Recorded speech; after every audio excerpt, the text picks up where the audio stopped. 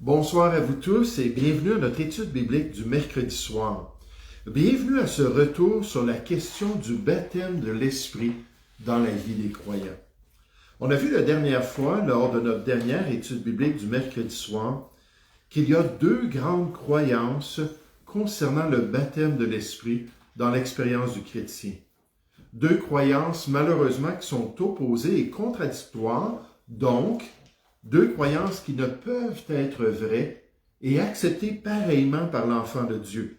Deux perspectives qui ne peuvent être acceptées comme bibliques par l'Église de Jésus-Christ.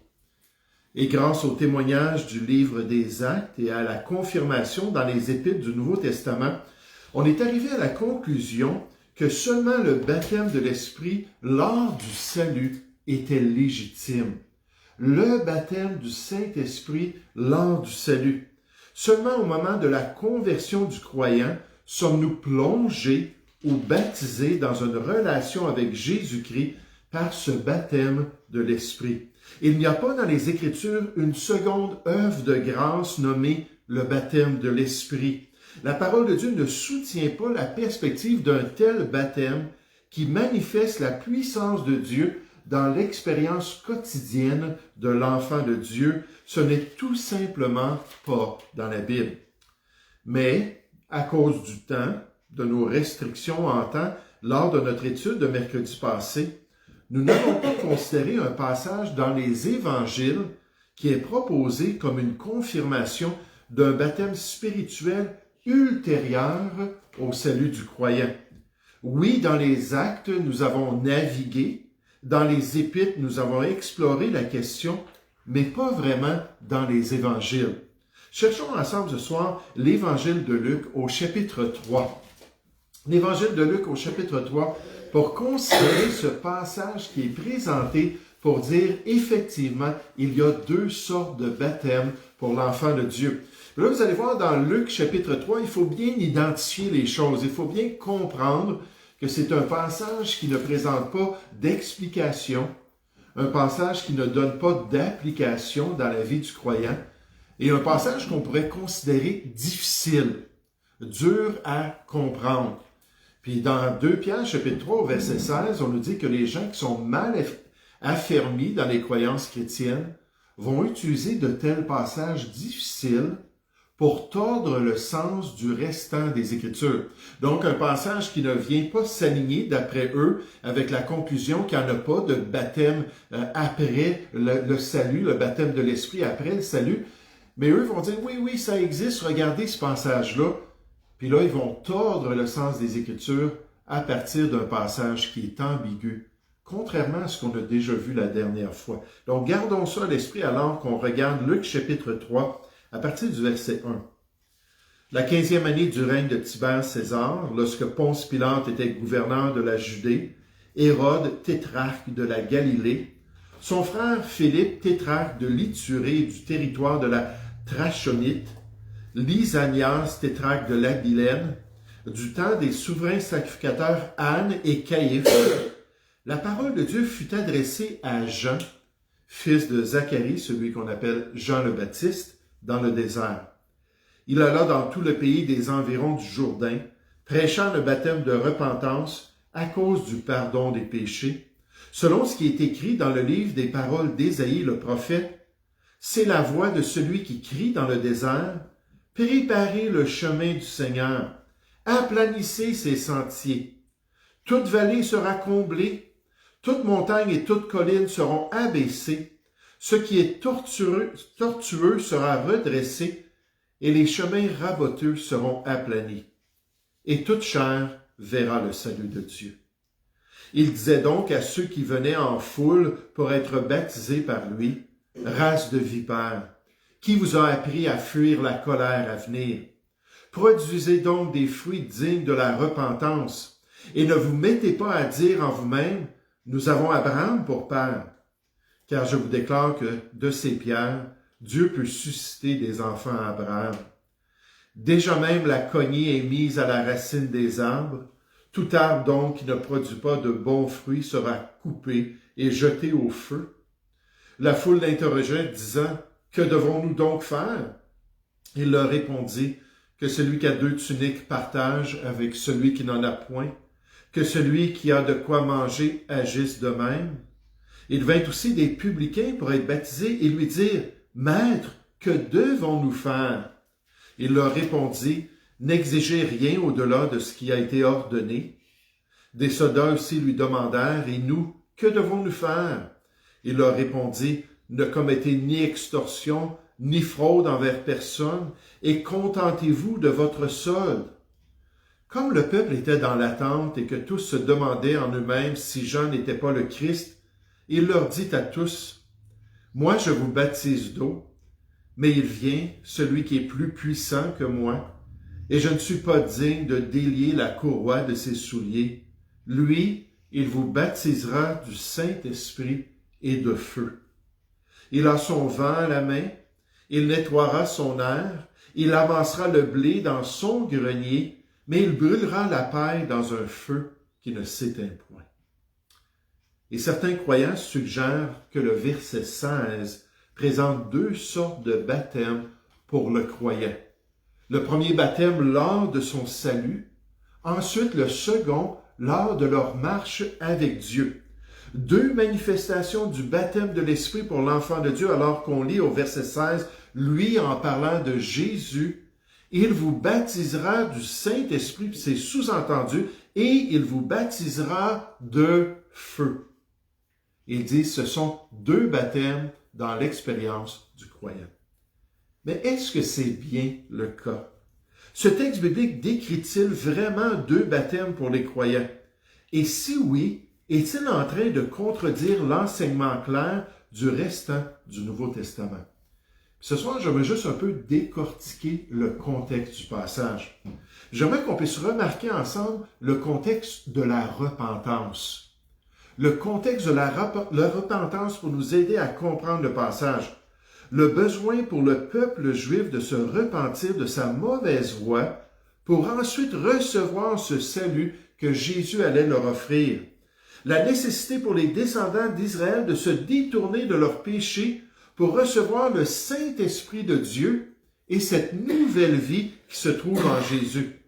Comme Pierre l'avait mentionné à la Pentecôte, lors de sa présentation de l'œuvre du Messie d'Israël dans la vie du peuple, Pierre leur dit dans Actes 2, 38, « Repentez-vous et que chacun de vous soit baptisé au nom de Jésus-Christ pour manifester votre choix, pour manifester votre docilité, votre soumission au plan de Dieu, pour le pardon de vos péchés, et vous recevrez le don du Saint-Esprit. » Il a dit, c'est nécessaire de se repentir. Et c'est exactement ce qu'on voit le précurseur de Christ ici, Jean-Baptiste, qui était en train de préparer le cœur du peuple à ce besoin-là de se repentir. Au verset 3, on nous dit, « Et il alla dans tout le pays des environs du Jourdain, prêchant le baptême de repentance à cause du pardon des péchés ou en vue du pardon des péchés, l'objectif même de Dieu pour le peuple juif dans le ministère du Seigneur Jésus, selon qui est écrit dans le livre des paroles d'Ésaïe le prophète, c'est la voix de celui qui crie dans le désert, préparez, remarquez, il dit au peuple, vous préparez le chemin du Seigneur, aplanissez ses sentiers. C'est la responsabilité que Dieu vous donne en face de la venue du Messie. Toute vallée sera comblée, toute montagne et toute colline seront abaissées, ce qui est tortueux sera redressé et les chemins raboteux seront aplanis et toute chair verra le salut de Dieu. Il disait donc à ceux qui venaient en foule pour être baptisés par lui, « Race de vipères, qui vous a appris à fuir la colère à venir, produisez donc des fruits dignes de la repentance. Et ne vous mettez pas à dire en vous-même, nous avons Abraham pour père, car je vous déclare que de ces pierres, Dieu peut susciter des enfants à Abraham. Déjà même la cognée est mise à la racine des arbres, on va regarder ces autres détails. Tout arbre donc qui ne produit pas de bons fruits. Des fruits dignes de cette repentance, des fruits dignes de ce changement de cœur sera coupé et jeté au feu. La foule l'interrogeait disant, « Que devons-nous donc faire? Comment pouvons-nous démontrer ce changement de cœur d'une manière concrète? » Et moi, ça me frappait quand j'allais évangéliser avec le pasteur Paulet à Boucherville, que le pasteur Paulet donnait des occasions aux gens qui voulaient entendre l'Évangile de manifester s'ils étaient repentants. Il leur disait, bon, bien, est-ce qu'on va vous voir dimanche prochain? Puis il ne les faisait pas prier tout de suite. Est-ce qu'on peut revenir partager encore la parole de Dieu, les vérités des Écritures? Ou des fois, il confrontait si c'était un couple qui était dans le concubinage. Est-ce que vous considérez plaire à Dieu dans votre relation conjugale? Puis là, il présentait ça pour voir leur réaction. C'est un peu ça le ministère de Jean-Baptiste. Il dit, qu'est-ce qu'on doit faire? Puis là, il donne des consignes à 3 groupes de personnes pour voir comment est-ce qu'ils allaient réagir et pour voir s'ils étaient sincères dans leur repentance avec Dieu. Ainsi, ce passage particulier de l'Évangile de Luc doit être compris et doit être interprété en considérant ce contexte du ministère de repentance de la part de Jean-Baptiste, que Jean fut envoyé pour encourager le peuple d'Israël à se repentir, pour ensuite croire en Jésus, à faire les bons choix spirituels qui allaient un jour leur permettre de recevoir l'Esprit de Dieu dans leur vie, d'être baptisés par le Saint-Esprit. Ça, c'est un des contextes à garder à l'esprit. Maintenant, lié à cela, remarquez ce soir avec moi la réalité du jugement prononcé par Jean. La réalité du jugement prononcé par Jean.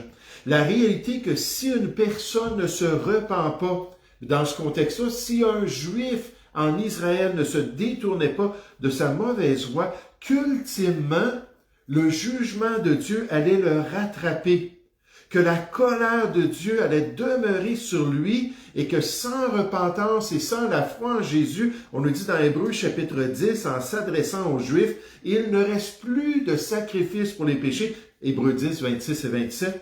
Mais qu'est-ce qui reste? Une attente terrible du jugement et l'ardeur d'un feu qui dévorera les rebelles. Vous allez voir pourquoi je parle de ce contexte-là du jugement prononcé par Jean, pour nous aider à comprendre quand il fait la déclaration concernant le baptême que ces Juifs-là pouvaient s'attendre à expérimenter.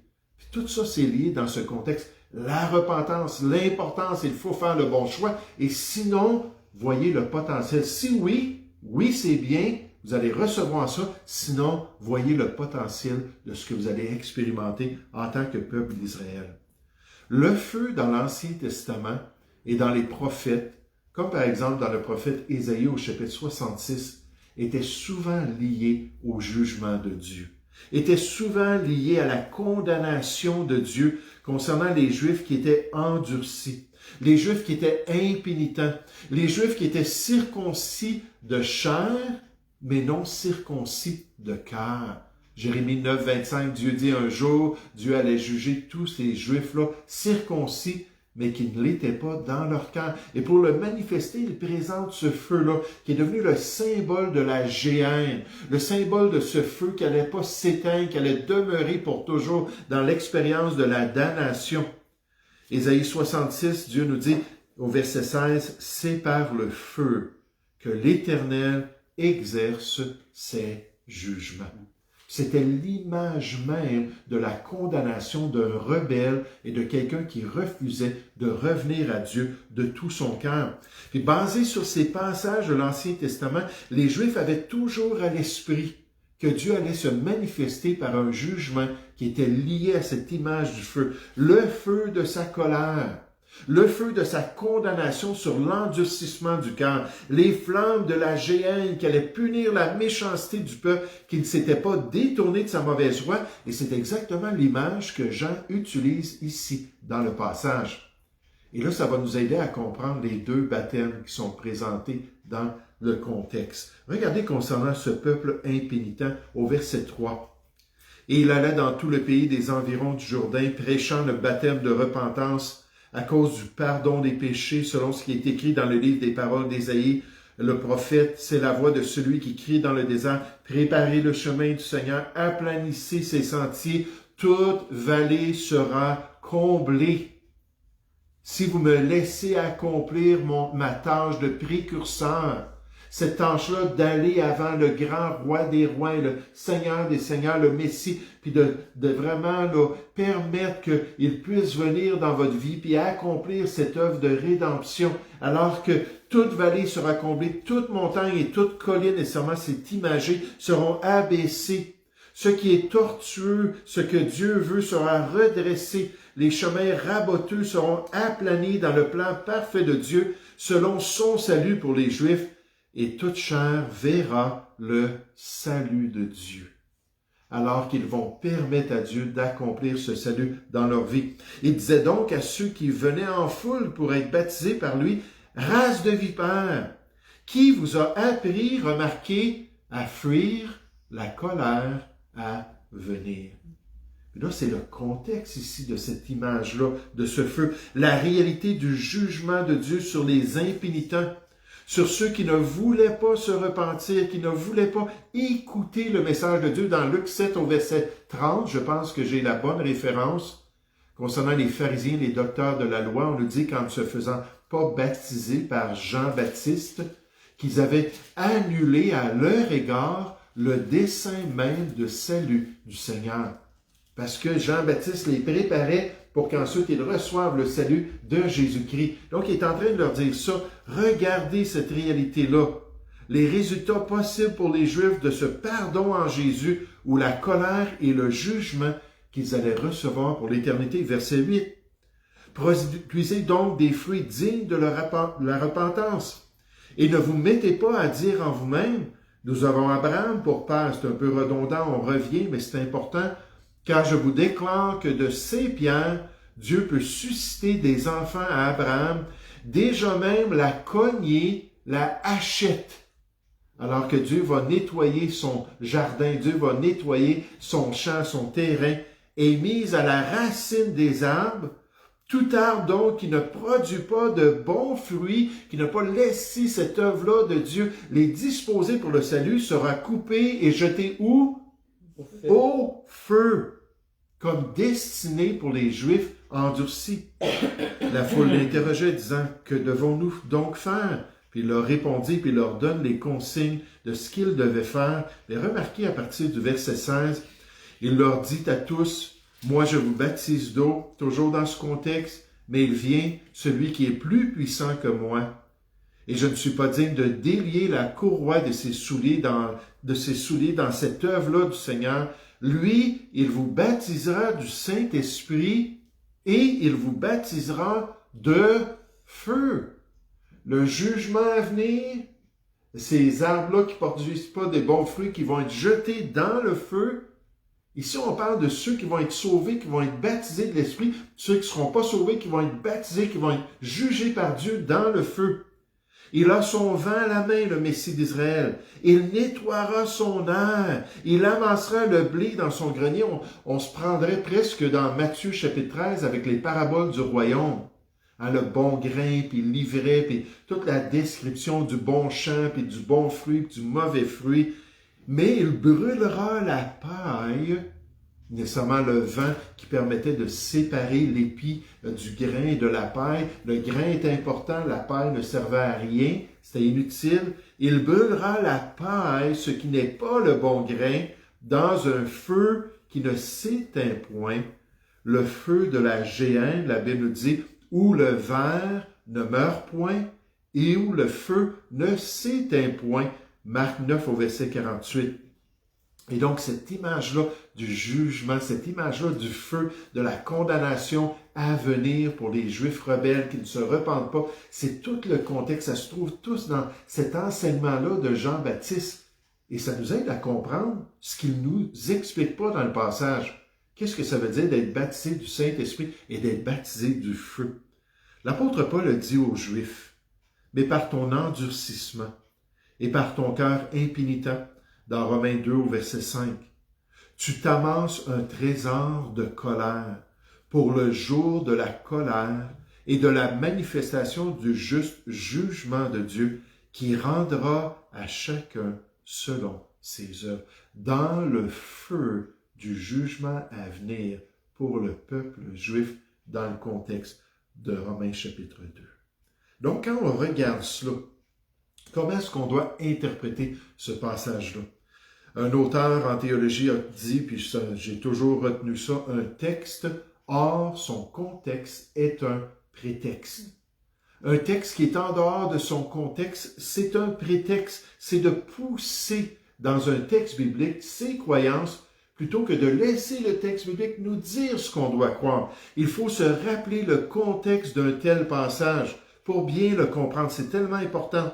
Il faut se rappeler le contexte de ce besoin de repentance qui se trouve dans le passage pour les brebis d'Israël. Et le contexte de cet avertissement-là du feu du jugement de Dieu pour ceux qui allaient refuser de croire en Jésus.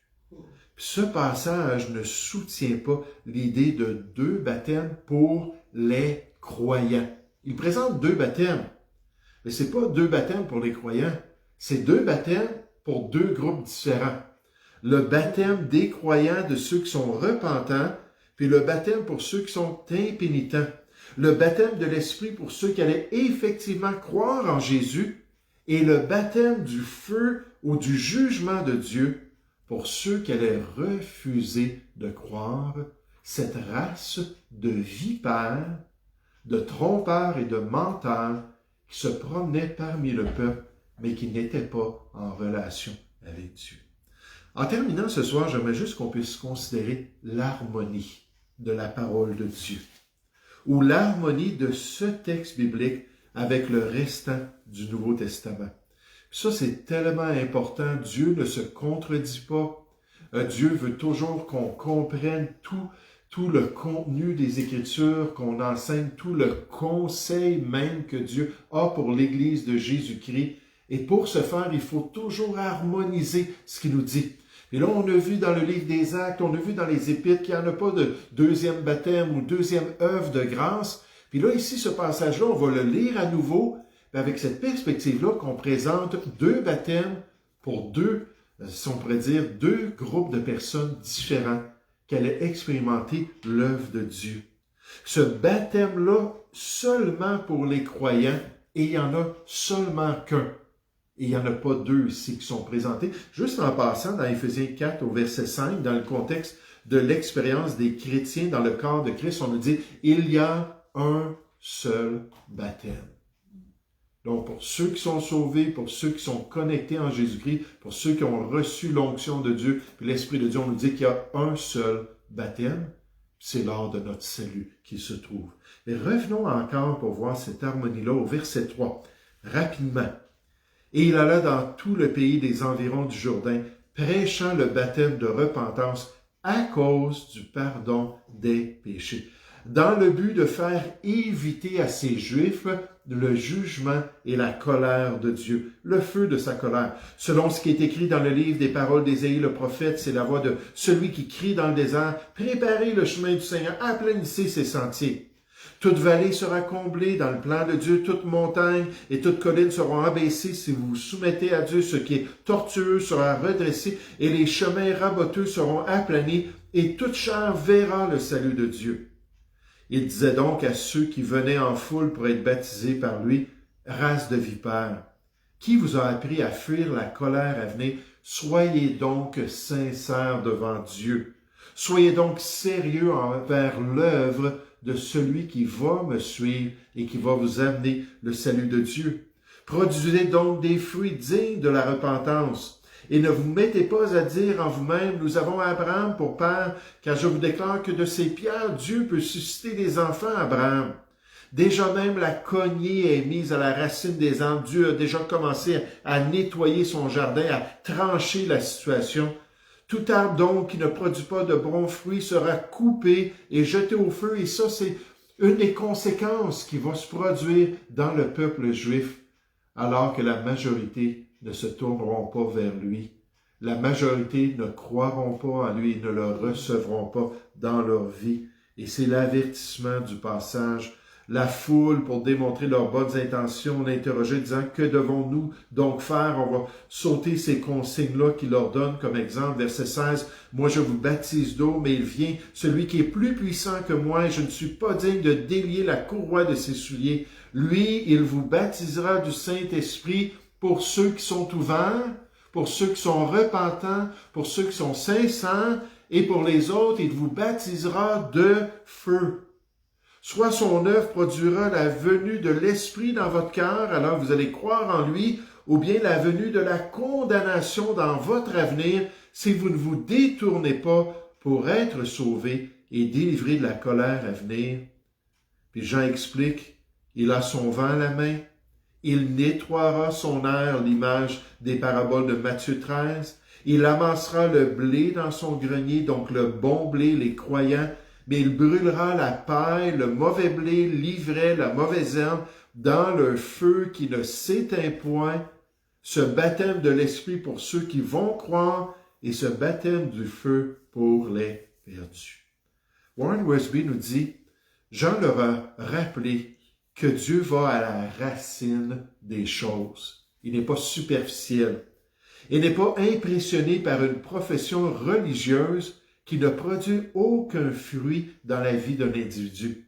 Lors du jugement dernier, les vrais croyants, c'est-à-dire le blé, seront rassemblés par Dieu, tandis que les pécheurs perdus ou livrés seront brûlés dans le feu pour l'éternité. B. Barton nous dit, rappelons-nous que le baptême de feu ici symbolise également l'action du Saint-Esprit qui manifeste ainsi le jugement de Dieu sur ceux qui auront refusé de se repentir et de croire en Jésus. Donc Jean nous dit, oui, Dieu va agir, oui, il va y avoir un baptême dans votre vie. Pour certains, ça va être l'Esprit de Dieu que vous allez recevoir. Pour d'autres, ça va être le feu de la colère du jugement de Dieu. Et vous savez, je pensais à cela, puis je me disais, je sais ce que certaines personnes répondraient en face de l'analyse des 2 derniers mercredis soirs. Puis ils diraient, oui, mais moi, un jour, j'ai expérimenté des choses merveilleuses dans ma marche chrétienne. Quand j'ai demandé à Dieu un nouveau baptême de son esprit. Puis Dieu a répondu. Parce que j'ai cru à cet enseignement-là dans mon Église, d'une seconde œuvre de grâce pour le croyant, que j'ai cherché Dieu, que j'ai demandé à Dieu d'agir dans ma vie. Il y a eu des choses extraordinaires, puis Dieu a confirmé qu'il y en a une autre œuvre de grâce. Mais mercredi prochain, Dieu voulant, j'aimerais regarder avec vous si le chrétien doit premièrement se fier à ses expériences personnelles ou s'il a la responsabilité d'examiner ses expériences à la lumière des vérités de la parole de Dieu. Est-ce que c'est l'expérience ou la Bible qui est autoritaire dans la vie du chrétien?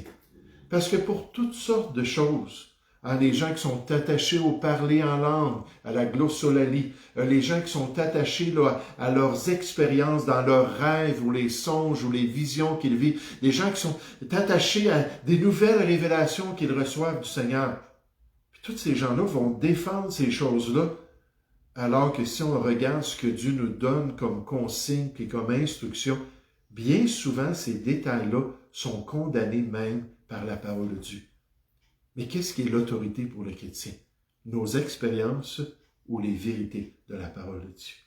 Pour ce soir, on va s'arrêter avec ça. Jean-Baptiste n'a pas enseigné 2 formes de baptême pour l'enfant de Dieu.